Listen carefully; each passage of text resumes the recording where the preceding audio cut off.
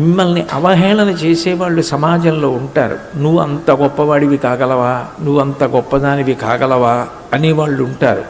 కానీ మీరొక్కటి గుర్తుపెట్టుకోండి, నాకు ఇది కావాలనుంది, నేను ఇలా చదువుకుంటాను, నేను ఈ స్థితికి వెళ్ళాలనుకుంటున్నాను అని మీరు త్రికరణ శుద్ధిగా చెప్తే, మీకోసం అహరహం వెనకాతల ఉండి మీరు అట్లా తయారు కావడానికి ఎంత త్యాగమైనా చేసి మిమ్మల్ని ఆ స్థానంలో చూడాలని కలలు కనే వ్యక్తి, మీకన్నా ఎక్కువ కలలు కనే వ్యక్తి మొట్టమొదటిది ఎవరైనా ఉంటే తల్లి ఒక్కతే.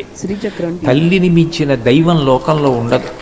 మనకి మాతృదేవో భవ అని ఒక ఆర్షవాక్కు.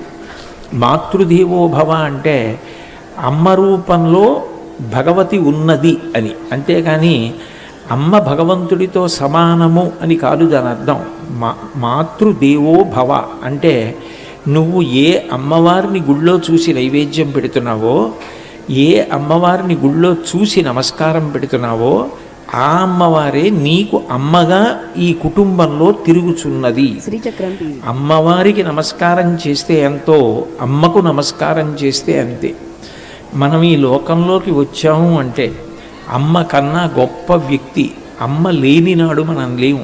నిజంగా చెప్పాలి అంటే అమ్మ శరీరంలో మనందరం అంతర్భాగం.